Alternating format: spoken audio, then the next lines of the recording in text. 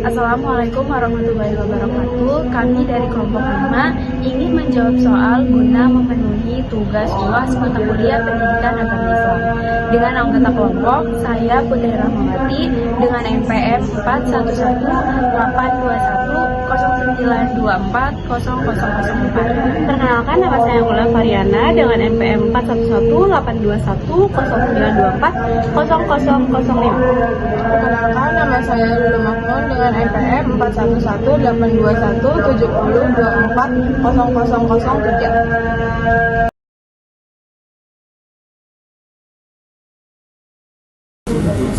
Dalam kitab Al-Hikam, Syekh Ibnu Athaillah As-Sakandari menjelaskan konsep hijab.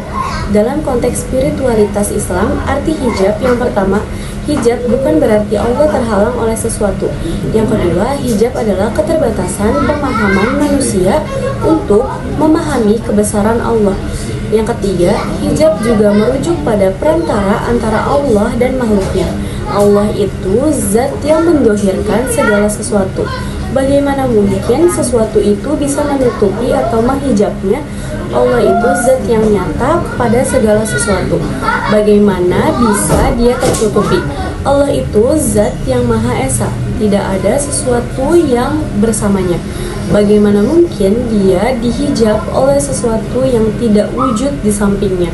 Demikian tampak jelas sifat-sifat Allah pada tiap-tiap sesuatu di alam ini, yang semua isi alam ini sebagai bukti kebesaran, kekuasaan, keindahan, kebijaksanaan, dan kesempurnaan zat Allah yang tidak menyerupai sesuatu apapun dari makhluknya. Sehingga bila masih ada manusia yang tidak mengenal Allah, tidak melihat Allah, maka benar-benar ia telah silau oleh cahaya yang sangat terang dan telah terhijab dari nur ma'rifat oleh awan tebal yang berupa alam sekitarnya.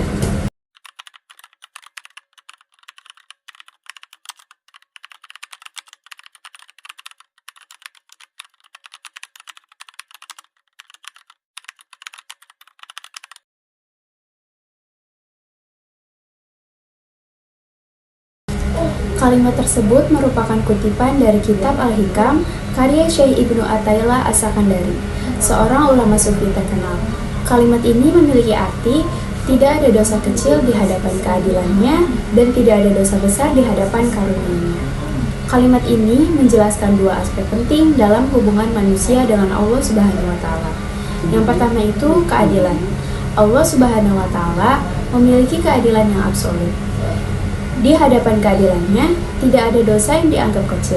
Semua dosa akan dihisab dan diberikan konsekuensi yang setimpal. Ini mengingatkan kita untuk selalu berhati-hati dan menjauhi segala bentuk kesalahan. Yang kedua, karunia. Allah Subhanahu wa taala juga memiliki karunia yang tak terhingga. Di hadapan karunia-Nya, tidak ada dosa yang dianggap terlalu besar untuk diampuni. Ini menunjukkan kemurahan hati dan kebaikan Allah Subhanahu wa taala yang selalu siap menerima taubat dan memberikan ampunan.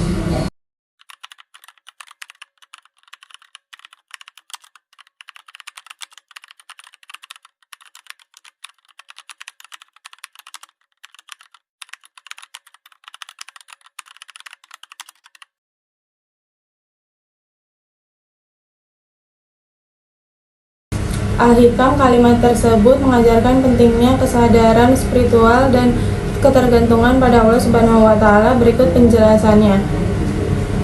Dalam kitab Al-Hikam karya Ibnu Athaillah Al-Sakandari, tafsir Al-Qur'an dan karya-karya sufi lainnya. Makna 1. Kembali kepada Allah Subhanahu wa taala, mengakui ketergantungan dan kelemahan manusia serta mengembalikan diri pada sumber kekuatan dan kebenaran. 2. Akhir perjalanan, mencapai kesadaran spiritual dan kebersatuan dengan Allah.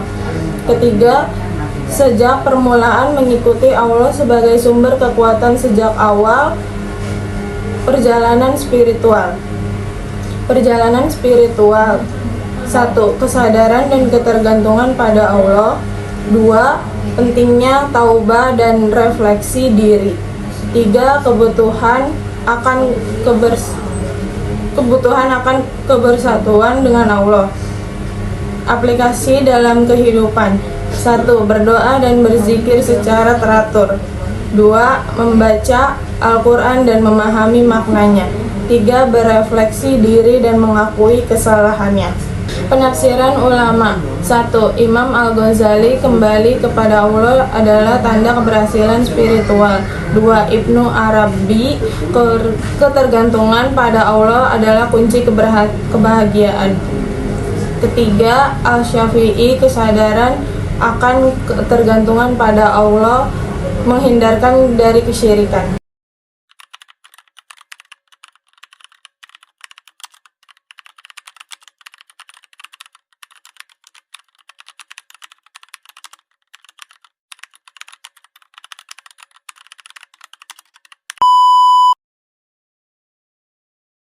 Sekian video tugas UAS dari kelompok 5. Kurang lebihnya mohon maaf. Wabillahi taufiq wal hidayah. Wassalamualaikum warahmatullahi wabarakatuh.